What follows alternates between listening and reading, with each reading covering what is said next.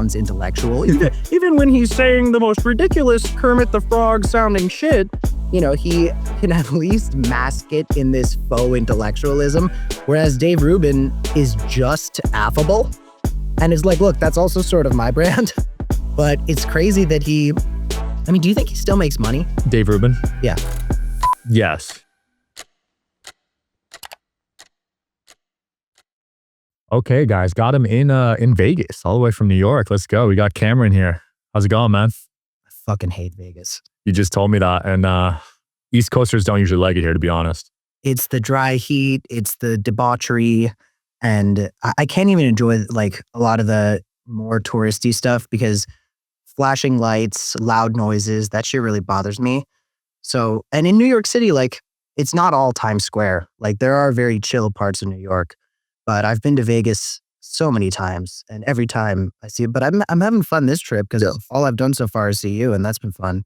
Thought I'd get in a fiery debate after this too. It's gonna be a fun day for you. I love a fiery debate. It's my favorite type of debate. Did you watch the Charlie Kirk debate with Cambridge University? I've watched so many Charlie Kirk debates to this point.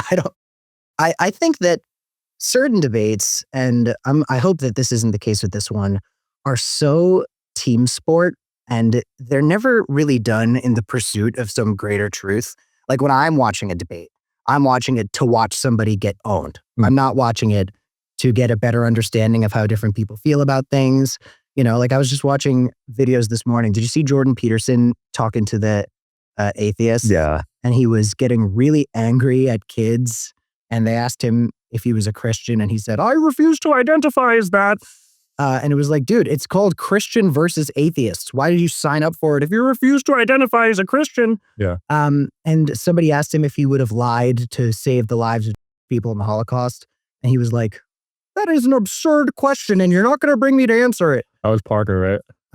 I don't know. Is that the Parker kid who doesn't have a last name? He just goes by Parker? Yeah. I don't know, but I always thought that was funny. I was like, dude, respectfully, you seem like a nice kid. Get a fucking last name. No, that debate was tough to watch. I didn't watch the whole thing.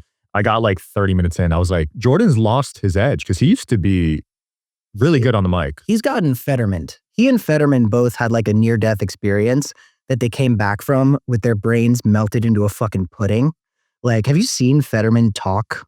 Actually. John Fetterman, senator from Pennsylvania, had a stroke or something. I don't even remember. And he came back doing two things. Number one, like tweeting incessantly about how much he loves Israel. And number two, sounding like how I sound after I've taken my Xanax, 300 milligrams gabapentin, and my Ziprasidone, which are my sleeping meds. Jeez. After like an hour, if I'm still awake, I sound sort of like what John Fetterman sounds like. And then John Fetterman was like, complained about how he was getting pressured into showing up to his job at the Senate. He was like, yeah, I'm showing up more at the Senate because I'm getting bullied into it. It's like, dude, that's your fucking job. And you don't even dress for it. You look like shit. Yeah. But, you know, it was him or Dr. Oz. And now we've got this guy who just doesn't sound like he speaks any language. It's a disaster. Jeez. Thanks for being open about being on those medications. Oh, yeah. I mean, that's a lot at your age. That is. And it's not, I'm also on Lamictal, which is for mood stabilizer because I'm bipolar. Damn. And not the fun kind, which is why I can't fucking gamble while I'm in Vegas. Because when you get diagnosed with bipolar disorder, dead ass, one of the first 5 things you hear is, do not gamble. You are genetically coded to get addicted to gambling. So like, I'll bet my friend $15 on a sports game or something. Yeah. But generally speaking, you can't put me in front of a fucking slot machine. I will get taken over by that shit. Was that bipolar diagnosis a wake-up call for you? It was, especially since I got diagnosed with bipolar when I was like 14 or 15. And it's something that's been passed along in my family. And when I heard it, I was sort of like, nah, that's girl shit. I'm not bipolar. I just get mad sometimes. Bipolar is for girls. And over the next couple of years, I had these mood swings in these episodes that were so destructive to my life and made me so bad at being a person. And it wasn't until I absolutely fucking crashed out that I realized I needed to start getting on medication. And unfortunately, I crashed out while I was running a movement which was surrounding a multi-million-dollar nonprofit focused on gun control, where we were on the news every day, talking to people from communities affected by gun violence all over the country, going to a state or two every day or two. And this whole thing I found myself at the epicenter of, because March for Our Lives, which is what the organization was called, started in my bedroom. And the group of kids that came together for it was assembled by me and a couple of the classmates I invited over. Yeah.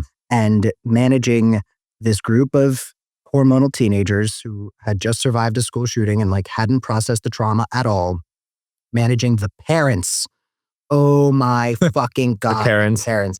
Well, the thing is, when something good happened in March for Our Lives, the parents were like, well, it's because my little angel is so amazing.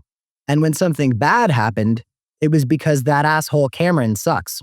And mind you, I was a total prick who was deserving of hate plenty of times. I forgive myself for it because I was a little out of my depth and things were pretty crazy at the time.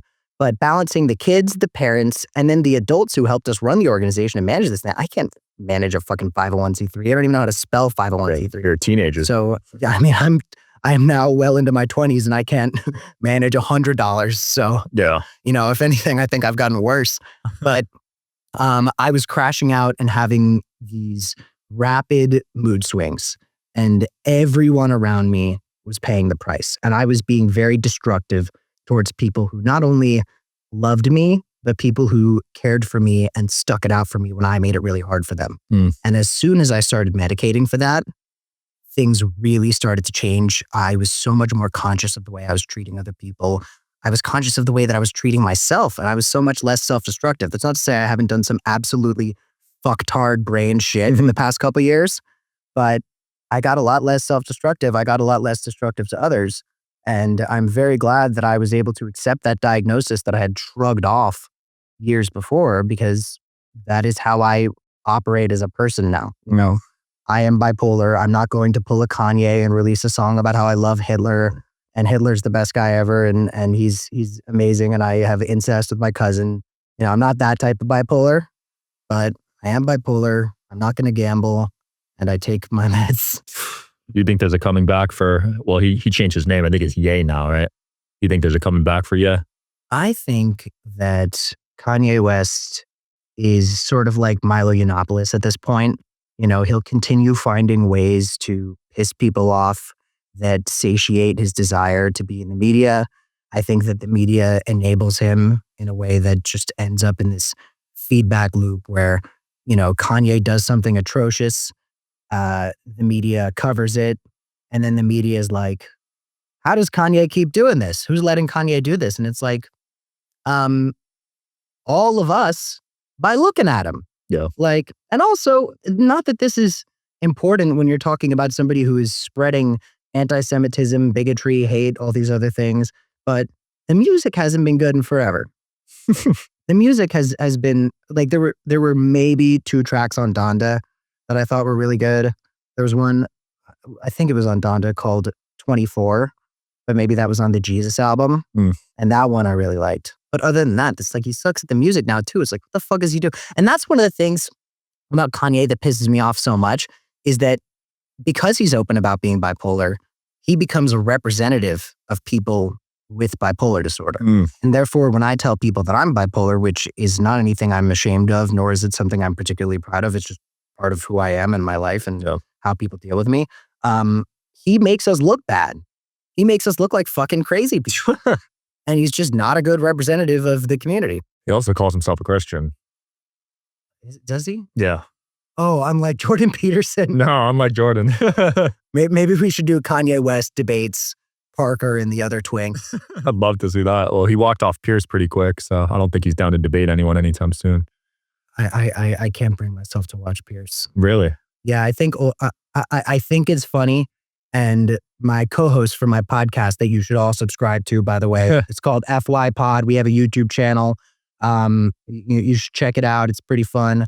But my co-host is a guy named Tim Miller, he's a very fun kind of punchy dude who was a former Republican. He was part of the McCain world, Romney world, Jeb Bush's communications director, and then Trump got the nomination. He said, "This is not the party I grew up in. I can't stand by this anymore. And now he's like left of the Harris campaign on a bunch of issues. Wow. Tim was on Piers talking to Dave Rubin. I think I saw that one. And he called Dave Rubin out for getting money from Russia. Like he was getting directly paid by Russian operatives to espouse rhetoric that supported what they want. And Dave was like, yeah, Tim, it's funny that you say that because, and he totally tripped over himself. But Dave Rubin has a tendency to trip over himself. I get that he's affable. I've actually been on Dave Rubin's show. I like Dave. He's like the nicest guy. He's a comic book fan. Husband's really nice and everything. But, with Jordan Peterson, at least he's able to use language that sounds intellectual. Even when he's saying the most ridiculous Kermit the Frog sounding shit, he can at least mask it in this faux intellectualism. Whereas Dave Rubin is just affable and is like, look, that's also sort of my brand. But it's crazy that do you think he still makes money? Dave Rubin? Yeah. Yes. He has a very big podcast, and being in the space, I know for sure he's making millions. God damn, bro. Because it's based off your downloads and it's based off your views, and he's one of the top podcasts in the world. That is so, well, Dave Rubin. You'll see in a year once you build your show up. Ideally, yeah. Once you all subscribe, yeah. Dave Rubin, if you're watching this, I will call you an idiot all the time, but also you're making more money than I am, so you gotta respect his business side. Who's the real idiot here? You're going on much nicer vacations than I, so fuck me, I guess. Sorry, I'm just looking at Dave. It makes you wonder, because when that broke out, that was a big story with the Russia stuff. Who else in the political space is getting paid in like indirectly or directly? I have been accused of getting paid by the DNC, which is so funny because I shit on the DNC so much. I was one of the first people calling out Joe Biden's fucking senility at a time when a lot of people in the liberal world were defending Joe and saying, no, behind closed doors, he's super sharp. I was saying, this old man needs to get the fuck out. That's what he said he was going to do when he was running. He was running as a transition president. He was going to pass the torch. We were going to have a healthy primary. If Kamala Harris was going to be the nomination, it was going to be because she won the primary. And Biden then said, because he's so fucking obsessed with himself, no, Jack, it's got to be me. And he sounded like shit. He was very unpopular. People didn't like him. And I was calling on the party because I wanted the Democratic Party to be successful, because I wanted Trump to lose the 2024 election. I said, Joe Biden needs to be pulled out of the office, and I don't fucking care if it's kicking and screaming, which, by the way, it was. A lot of credible reports say that Joe wasn't doing some honorable passing of the torch, stepping down like a hero. He was fucking pissed. He felt like everybody betrayed him. Obviously, this is hearsay, but it's fairly reputable hearsay. But anyway, I was going to say, people act like I'm a paid DNC shill, especially when I was doing gun control, especially because people were saying that I was receiving George Soros money. Yeah, the APAC money. I'm certainly never been accused of the APAC money because I talk shit about APAC all the time. But I've gotten accused of Soros money, and it's like, okay, can I have it? Like, at this point, right? I'd fucking take the money. Like, if the DNC wants to pay me, if Soros or some other, behind the scenes operative wants to pay me off to espouse it's like, I live in New York City. I'm 24. Like, it's expensive out there. Make me the paid shill that I'm getting accused of being. You need that Harry Sisson money, man. Dude. My fucking dog, Harry Sisson. I love that kid. And if I don't know how much Harry Sisson makes, but I guarantee you it's quite a bit more than I do. And I got to hand it to him. He slayed with that. I mean, he put in the work. You got to admit, hate him or love him. He's on TikTok Live 8 hours a day. He's grinding. He's on TikTok Live 8 hours a day? Dude, every time I'm on there, he's on it. Like, it's got to be some stupid amount of time. Yeah, I ain't built like that, man. I don't have that fucking Harry Sisson dog in me. And I mean that in multiple ways, by the way. Yeah, multiple ways.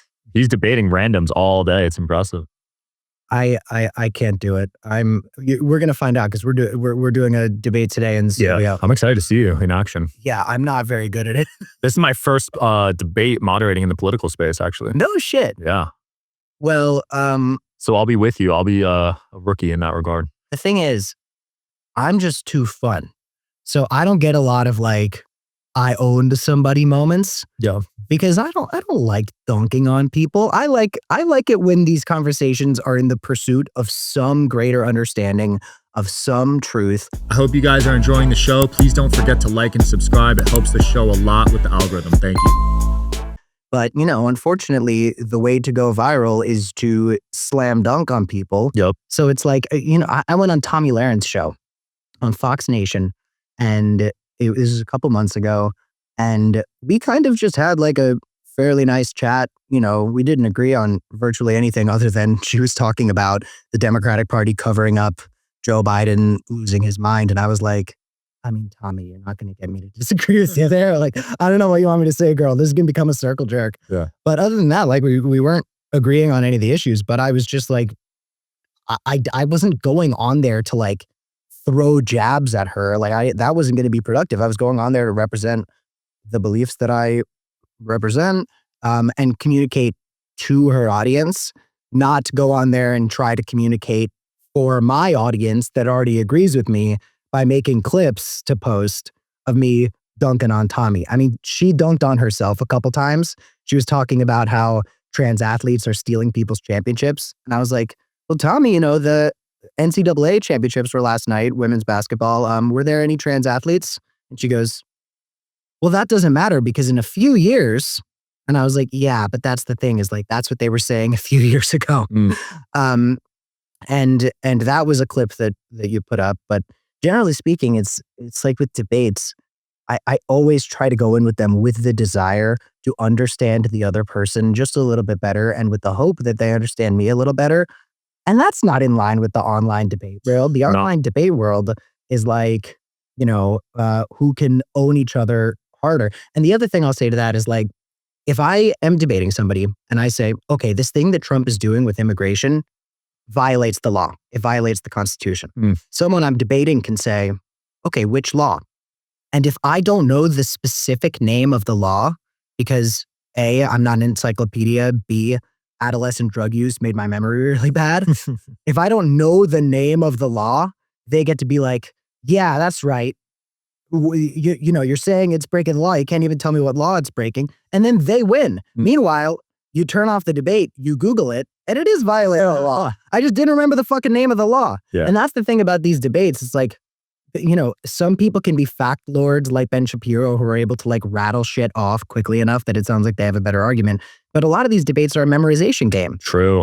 That's not talked about enough, to be honest. It's like, ooh, I can reference, and you sound so much smarter when you're referencing, specific instances that service only your narrative. That, by the way, those very instances, whether it's a modern historical event, a bill, a Supreme Court case, could also be used to supplement the other person's argument. You're just the one who's using it more effectively as a tool in the conversation. And that's why I think that, moderated conversations are quite a bit more productive than debates where you go in and it's like a team sport. Yeah, that's why I wonder if Piers Morgan is actually producing value with his debates. No, Piers Morgan is an entertainer, and it's fucking entertaining. The shit that I do see from Piers is really good clips. Yeah. Like, he is a good YouTuber. I would love to see him in a content house. Like a bunch of fucking like 18 to 22-year-old twinks making like dancing videos, and then, Piers Morgan's just in the background. Would love to see the Piers Morgan hype house. But, it's content and it's content farming. And for that, you got to hand it to him because he's really good at it. He's crushing it. Him and Jubilee. Jubilee won on 20s. I don't watch content. Like, I binged your show before I came on. But generally speaking, for someone who makes content for Bulwark and for my show, the FY Pod, based on like Gen Z and this sort of sphere and everything, you'd think that I know content and the internet better. And yet, like, I'm only just now learning about shit that I probably ought to know about. So I'm just figuring out what Jubilee is. Wow. And I'm like, I watch Jubilee now like a sitcom. Yep. I don't watch it to learn more. I watch it because a lot of the people they have on are just so unqualified to be there. And by the way, I identify as one of those people. If they put me on a Jubilee where I was debating 20 people, I would come out of it looking like a twit. My neurons don't fire fast enough. Like, RAM on a computer, Yep. the amount of it's like the amount of gigabytes it could process at the same time. Yep. My wits are still about me. I haven't gotten less intelligent over the years, but because throughout my teens and early 20s, I was smoking so much weed, I did, hopefully not, but possibly permanently damage my RAM. Damn. My brain can only process so many thoughts at the same time. And it's only now that I've become super busy that I've realized how low my mental capacity is, because I haven't gotten less witty or intelligent. I've gotten less capable of actually thinking about stuff. Holy crap. And it's a pain. I mean, I haven't done drugs or alcohol or anything like that in over a year now. I'm completely clean and sober. Mostly as just a lifestyle choice. It's not like I had some sort of addiction or anything. But weed definitely did a number on me, especially since a study came out that said adolescents with bipolar disorder, your working memory is way more affected by specifically cannabis. And I was like, well, if only I had read that like 10 fucking years ago, because I'm from Parkland, Florida. In Parkland, Florida, there's not a lot of shit to do other than survive school shootings and drugs. I love that you could joke about it now. That's shown you've grown a lot mentally. I'd like to think I was joking about it most of the time. I have friends who lost family members in the shooting who are probably the people I hear making the most jokes about it, because part of processing this type of thing is like accepting that this will always be part of your life, and therefore you have the opportunity to let it hurt you or make it a part of yourself. And a good way to make it a part of yourself is to recognize that there's some funny shit about it. Yeah. Like, occasionally I'll make a joke where I'm like in an uncomfortable situation that I don't want to be in. And I'm like, this is slightly more comfortable than when I was hiding under a desk thinking that I was going to get shot. Oh, man. I think I said that at a party recently. How did they take it? Speaking of parties, now that I have a podcast that you all should subscribe to, I'm getting introduced to people as someone with a podcast now. Yeah. And it used to be I would go to these social events and people would be like, hey, this is Cameron from Parkland, where the school shooting happened. He created March for Our Lives. And I used to think that that was the worst possible way to be introduced to somebody. And now that people say he's got a podcast, I'm like, no, go back to the school shooting. Yeah. That one I can manage. You're known as a podcaster now, bro. Yeah, school shooting survivor was at least a little bit more nourishing to my soul. Man, I used to be a big stoner too. I wonder if I damaged my brain. You seem like you're doing fine. I'm all right. My IQ's dropped 20 points though. Is that true? According to the test I took online. But who knows? Those are... Yeah, I was going to say. I don't know. I know for a fact my attention span is shot though. I mean, mine too. I can't watch a movie now.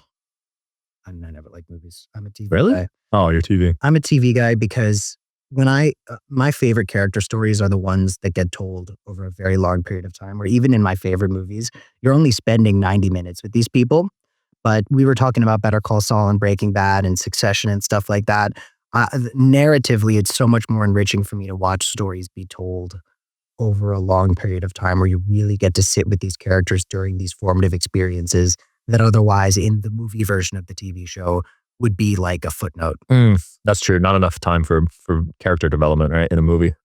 I mean, there's so many movies that get it right, obviously, but and there's different things that that are made for that form, right? Like Breaking Bad couldn't be a movie, and Everything Everywhere All at Once couldn't be a TV show. But generally speaking, I'm way more into TV shows. But low key, I just watch like YouTube now.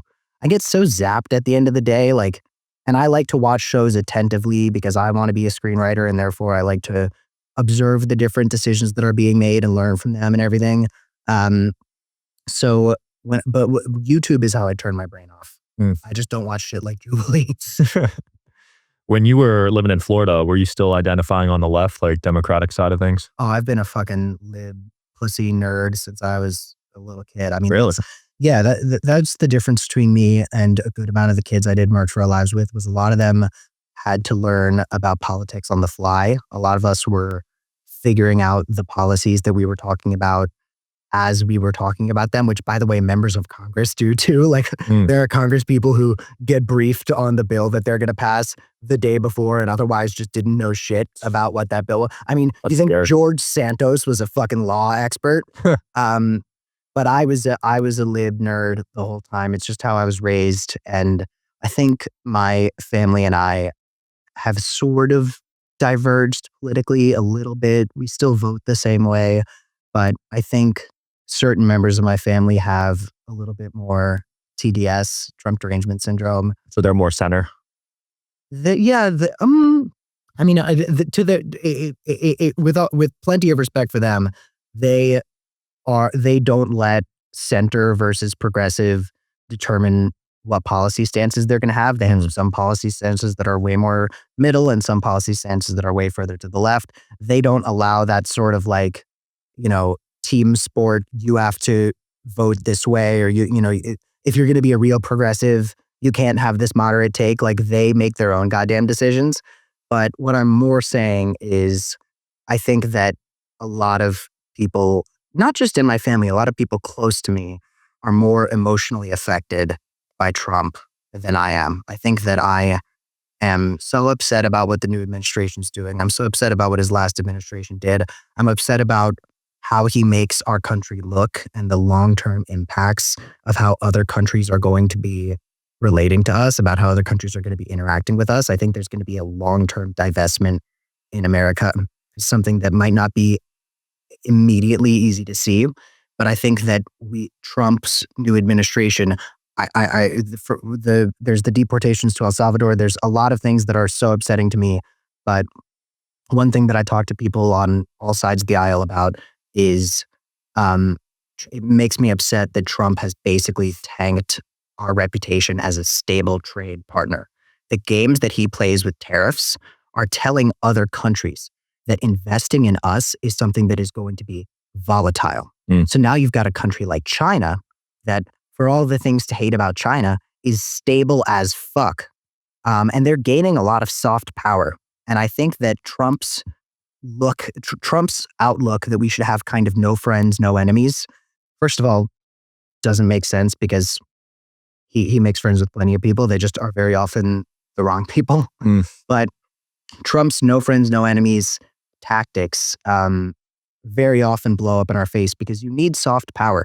You need to have alliances around the world that are built on goodwill. You need other countries to look at us as a place that is going to be resourceful for them.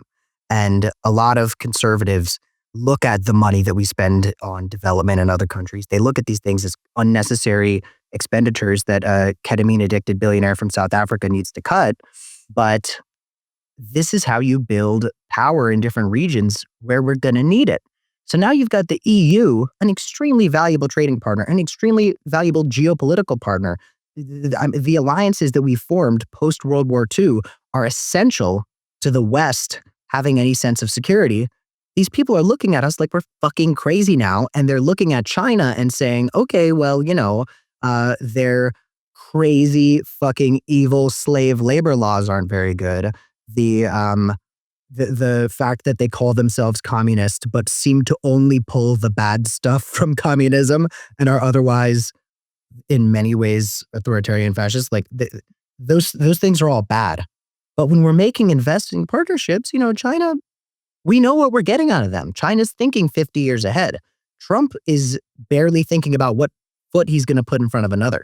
So these terrible instabilities in how we're trading with other countries are going to have long-term effects where people are going to want to put their money elsewhere. Yeah, we don't know the consequences of the tariffs long-term. And we're not going to know them for a while, because more than anything, the tariffs sent a message to the rest of the world, which is America, which has been seen as this financial powerhouse, stable place to invest, isn't necessarily going to be stable. I mean, I personally don't have extreme confidence in the US dollar right now. Nor do I. I also don't have extreme confidence in my ability to determine what money is or how it works. I'm pretty sure you're supposed to invest it. I've heard there's this thing called the S&P 500, which I personally thought was like a race. It sounds like a fucking NASCAR race. But I learned about these things. We had one of Scott Galloway's co-hosts, a guy named Ed Elson, who you should talk to. He's a brilliant guy. We had him on our podcast, and he was talking about the S&P 500. He was talking about investment, and he was talking about how like a lot of people, not in a way that might be immediately easy to identify, but a lot of people are looking at putting their money into Europe. Really? It's a little bit more stable. You can look at leadership over the past couple decades in these countries, and you can get a sense of what that currency is going to look like. Whereas in the United States, It's so volatile. It's like the country itself is a fucking day trader. I mean, Bitcoin just hit an all-time high, and I think for good reason. People are not certain of where to put their money in right now. It's very strange. And there's a huge Bitcoin conference that I think you're going to. Yeah, I was there this morning. I'm going to go back tomorrow. Isn't it like 30,000 people? It's a lot of people. Yeah, that sounds fucking terrible. Yeah, I wonder how they treat you there with Trump Jr. speaking, Eric Trump, J.D. Vance. I'll tell you what would happen. I would show up and I'd have a fucking panic attack because I do not do well in crowds. I don't care what crowd it is. I don't care if it's a rally for my favorite politicians in the world. Claustrophobic? It's not just claustrophobia. I hate being around large groups of people. I don't care if I'm in the center of it getting claused or if I'm in the wings. It is 95 degrees in Las Vegas right now. So if I were to go outside to get some fresh air, I'd probably die of heat stroke. It just sounds bad. And also, I don't understand crypto. I know that Hawk Tuah coin didn't go very well. Not at all. Should have found everyone. Yeah. And the shit coins are very concerning to me. And also Trump's use of crypto. The fact that Trump is doing a crypto grift where he's like using his power as president of the United States to have his own meme coin.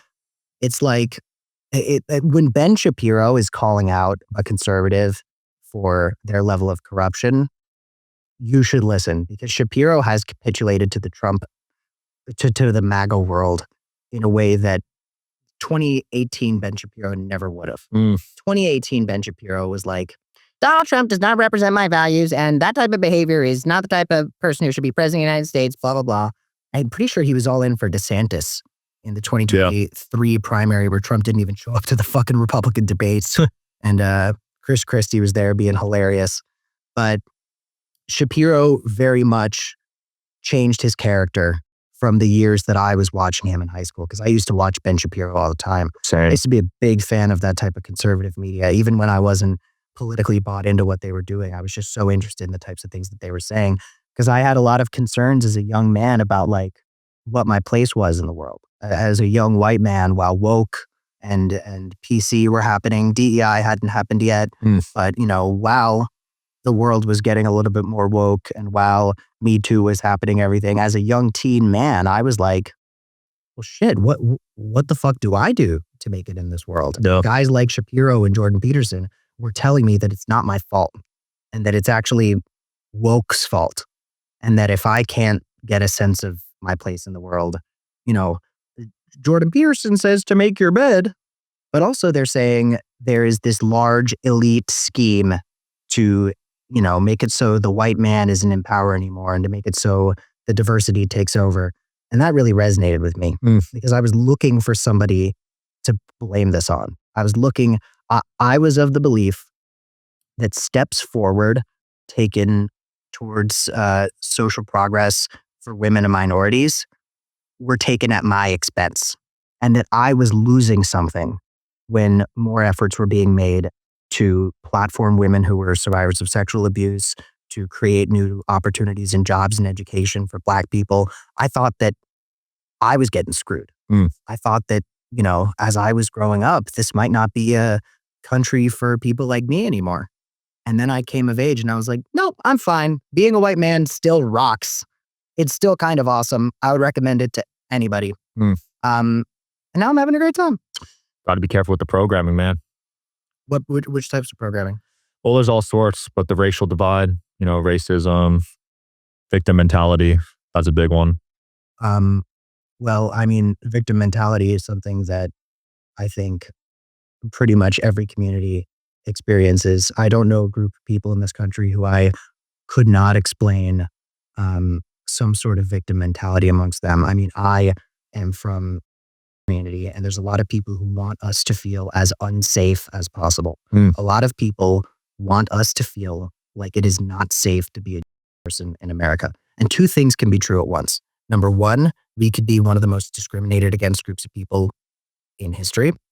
Number two, I can walk around New York City safely. But because a bunch of Columbia students had a protest that made people upset and they broke a window in the library that I used to do drugs in, people are fear-mongering and trying to make Jewish people in America afraid. Beyond just spreading awareness of anti-Semitism, something that, by the way, people act like it's this thing that happens on the left. Anti-Semitism thrives on the right.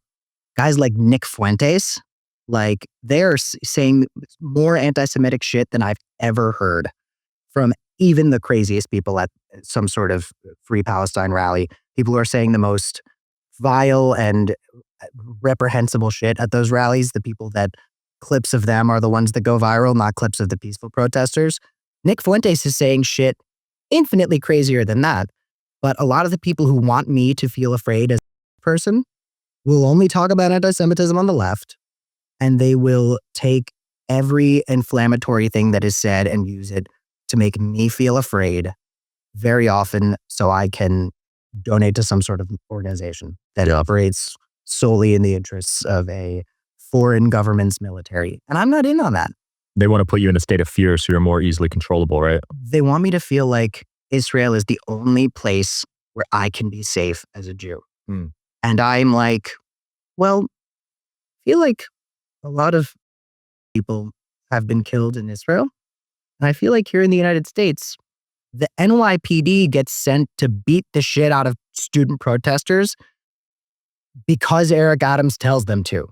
Literally, I mean, the definition of anti-Semitism has been changed by Congress to include anti-Zionism. So when people are speaking out against the concept of Zionism, which started as a right-wing political movement, people are acting like Zionism means it's like it's a political thing. It's about the existence and governance of a country in the Middle East. Like they went in and they changed the definition of it. And the United States government basically gives a blank check to Benjamin Netanyahu, who, by the way, was under investigation for corruption in Israel. Wow. Before all this stuff happened. They fucking hated him in Israel before October 7th. People were marching in the streets against Netanyahu, and they kind of are again. Netanyahu, they talk about how he runs the only democracy in the Middle East, and it's like he hasn't held a fair election in a while. Damn. There are people, and this goes back to the victim complex thing. There are people who want me to feel as victimized as possible, and I have been the target of anti-Semitic attacks, starting in after Parkland. I mean, if you are someone who is and trying to take people's guns away, a lot of people on 4chan are going to come after you because you're. So it was around back then. Wow. I have been threatened by anti-Semites. I have been doxxed by anti-Semites. I have seen the evil of anti-Semitism for years. But the degree to which people want me to fear being a Jewish person in America, I believe, is so exploitative of the Jewish experience, and it's kind of infuriating to me. Wow. I mean, I can't log into X without seeing anti-Semitism these days. It's crazy. It is truly nuts. I am just, again, what's really upsetting to me is how many people in the community talk about anti-Semitism on the left without talking anti-Semitism on the right. I didn't know that. Wow. It's like, I see it more on the right, personally. So do I. Jake Shields, Dan Bilzerian, Fuentes. Some say Ian Carroll, some say Candace. I don't know. I hear it a lot about Candace. But you know, her whole falling out with Ben Shapiro, I'm willing to bet she said some fucking crazy anti-Semitic shit. I just haven't actually looked because I'm not going to pay Candace Owens attention. Yeah. But her falling out with Ben Shapiro would have happened anyway, even if she was saying the most rational stuff about the Israeli military. You think so? I mean, if you're at the Daily Wire and you are saying that this military goes unchecked and that there are not enough checks on their power and that the operations they are conducting are focused on maximizing damage and there is no concern for civilian casualties, like if you were to just say that, even completely supportive of the state of Israel, even saying state of Israel should be allowed to defend itself, they are playing offense way too hard and tens of thousands of children are being murdered because of it. Ben Shapiro would never let you be at the Daily Wire. Like you to fit into so much of the right-wing world, you need to completely support the state of Israel. And one of the things that really infuriates me is when people tell me that speaking out against a lot of policies that are associated with Zionism is a form of anti-Semitism. I'm like, most Zionists in America are not. Most Zionists in America are evangelical Christians who believe that they need to hold like Jerusalem or something for Christ to come back. Like, the majority of Zionists in this country are not. Wow, I actually didn't know that. People conflate Zionism and I'm like, it's as if you are either ignorant to what it actually means, or you are purposefully conflating the two for the interest of your personal politics. And I'm sitting here like, man, like you said, there's so many anti-Semites thriving right now, but because they are in the right-wing world, they just don't get the same amount of attention from communities that I'm in. And I think part of it is because these communities have spent so long socially liberal that they feel betrayed by the anti-Semitism on the left, because they said, well, this could never come from the left.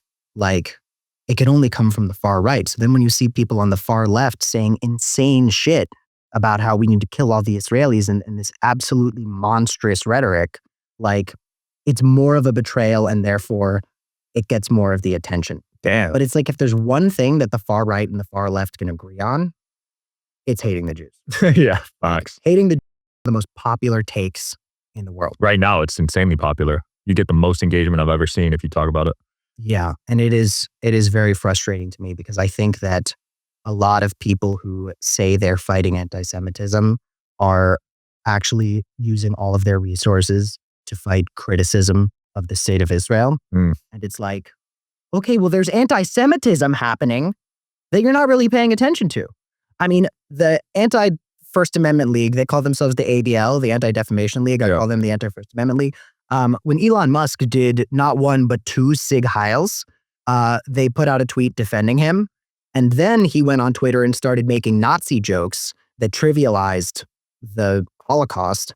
And the ADL had to be like, actually, never mind, what Elon's doing is wrong. And it's like, guys, just because Trump wants to build a Trump Tower in Rafah, just because Trump and Netanyahu are being BFFs, doesn't mean that the larger MAGA world has love for people. The state of Israel is a military base for our interests in the Middle East. It is something that evangelical Christians care about a lot.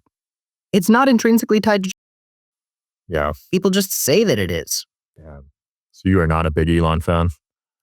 No, I can't say I'm a big Elon fan, but as somebody who used to enjoy ketamine quite a bit, I'm sure he and I would be able to talk about that. I'd be curious on taking that one. I like psychedelics. Did you do it assisted or did you do it recreationally? I mean, what do you think? Second. I used to be a psychedelics guy. I did acid a lot, definitely. All right, Steve Jobs. Did acid a lot. Did shrooms more, because I think shrooms is much more chill. That's my favorite one. But I did acid the day that Kanye West announced that he was running for president. And I was on a glacier in Alaska, and cool place to be on acid. And I was tripping so fucking hard that I was like, oh my God, Kanye is about to win. And I'm a lot of my friends' political friend. Yeah. When you're somebody who's outspoken about politics, and when you're someone who has a platform where you talk about these types of things, a lot of your friends text you when there's a big political development. Like when Trump got shot, I got 1,000 texts. After the debate, people were like, did you have any thoughts on the debate? Yeah. And I was like, yeah, I had several. I hope you did as well. I wasn't going to fucking walk them through it. But people were texting me about the Kanye thing, and I just should have turned my phone off because I was on acid. But I was texting them like, it's really bad, guys. He's going to win. He's going to rip Biden and Trump at the debate. And then the next day I wake up and I'm like, I need to send a bunch of apology texts right now. He dropped out shortly after that, right? No. So he only qualified for the ballot in like 13 states, I think. And he was running in his own political party that he called the Birthday Party. And his rationale for that was that when he wins, it'll be celebrated like it's everybody's birthday. That's wild. Any faith in the Democratic Party coming up for 28? There's rumors about AOC and Bernie going at it. Bernie's really old. I think that the Democratic Party needs to stop shitting ourselves to death before we win an election. I think that there's a lot of promising politicians in the Democratic Party right now. I think there's a lot of people who are worthy of the position as nominee, but it's going to be a very conciliatory role because if I were getting elected as Democratic president in 2028, first thing that I would be focused on is restoring our relationships with all the countries that Trump burnt our bridges with. Trump is burning through extremely valuable partnerships to us that, maybe it's people that were giving money and therefore Trump can characterize it as something that needs to get doged out of existence. But these partnerships are important, and China has benefited so greatly from Trump's erosion of the goodwill we have with so many people. Us divesting from offering aid programs in Africa. Do you know how apeshit China is going on Africa right now? They're going hard. They are going insanely hard. The Belt Road Initiative, I encourage you all to look it up, is one of the most evil things in modern history. And it is part of how China means to seize an insane amount of global power because America does not think very far ahead. China thinks 50 years ahead. They plan slowly and methodically and in a way where they are happy to take an economic hit because they are thinking farther ahead than us and smarter than us. And that's not to say that I am a CCP shill. Although, you know what? I downloaded TikTok to post some of the clips from when I'm on like MSNBC and stuff. And it happens to be the two clips that I posted about how China's going to win the trade war did way better than the other. I'm like, I wonder why the clips I posted where I'm saying China's going to do better, I wonder why those did better on TikTok. The algorithm like that. I'm sure the CCP was twirling their mustache, laughing at my shilling for that. But seriously, it's like Trump has positioned himself as like the we're going to beat China guy so much. It's like they can handle Trump. They can withstand Trump. As a matter of fact, they are cracking the fuck up at this. And there's reports of Chinese government officials like thinking that this is funny because the partnerships that we had around the world that gave us a leg up in these certain situations are going away. Wow. People don't trust us anymore. I didn't know it was that bad. Well, Trump is so quick to threaten tariffs. He's so quick to talk shit about other foreign leaders if they're not doing exactly what he wants. And he's so quick to change his agenda that they can't be taking us seriously. I mean, do you remember when Trump was going to, and this is like 3 weeks ago, do you remember when Trump was going to tariff movies that were made outside of the United States? Yeah. You can't do that because tariffs are for physical goods. You can't tariff a service, and a movie is a service. And on top of that, this was inspired by his Save Hollywood committee where he had a bunch of like canceled actors, Jon Voight, Mel Gibson, anti-Semite, and Sylvester Stallone. He had them put together a committee to like restore the golden age of Hollywood. Meanwhile, Mel Gibson, who's on that committee, is shooting a sequel to Passion of the Christ in Italy this summer, which I don't know how you do a sequel to Passion of the Christs. I don't know what the fuck that means. But so Trump was doing his restore the golden age of Hollywood plan, like while his boys were about to shoot movies overseas. But he just flagrantly announced this plan with no real explanation of how it could be done. And it has since just like fallen out of the news. I haven't heard anything about it. Well, it's not going to fucking happen. I was actually excited about it because most Hollywood movies as of late suck. Well, if we're being honest. I agree. I think that movies have taken a huge nosedive, and part of that is because corporate people came in and started making creative decisions. The movie studios got so big, they went public, they got these big CEOs, and they started adapting this model, especially with streaming, where they were trying to make the things that would do the most numbers right away, but they stopped trying to make things that would stand the test of time. So the Minecraft movie, which I kind of enjoyed. I just saw it. It was okay. The Minecraft, which was at the very least fun and quirkier than something you'd expect from like a soulless reboot. Yeah. Not reboot, but a soulless IP adaptation. Minecraft it made almost $1 billion at the box office, but it's not something that people are going to be going back to watch 20 years from now. Whereas so much of how the greatest, most successful movies ever made their money was in DVD sales and was in syndication and was in people going back. But movies are no longer made to stand the test of time. They're being made to have a good 3 weeks in theaters and then go to streaming. Facts. And it's because data nerds got brought into the streamers to make creative decisions. And when you let data nerds make creative decisions, you get shit like Minecraft. Yeah. It's like analytics guys being brought into the NBA. It's Take more 3-pointers and then it actually doesn't work in the playoffs.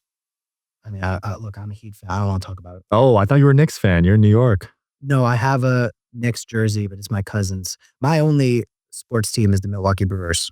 Milwaukee? Is that baseball? Baseball, baby. Okay. Greatest baseball team of all time. Have they won a chip yet? So anyway, were there any other topics? That was a genuine question because I don't follow baseball, but it sounds like no. The answer is, of the next 10 World Series, I expect us to walk home with at least 5. Okay, so you must have signed someone big recently. You got an Ohtani on the team or something? So anyway, were there any other topics you wanted to cover? Well, we're almost up. I mean, you got a debate coming up. So you want to just get ready for that, man? You think I'm going to be ready? I think you'll be good. You got a good sense of humor. You got a good knowledge. Not so good memory, but No, not a very good it'll be a short debate. So Are you, have you debated? I have not. I would suck. So I'm real with myself. Like, I know my skills. I am not a debater. Well, this will be fun. I needed something to do between this and my flight. Yeah. So I was like, this is something to do before the I flight. think it'll be cool. I think it'll be interesting. So check them out, guys. You got a podcast. We'll link it below. Thanks for coming on. Yep. See you guys.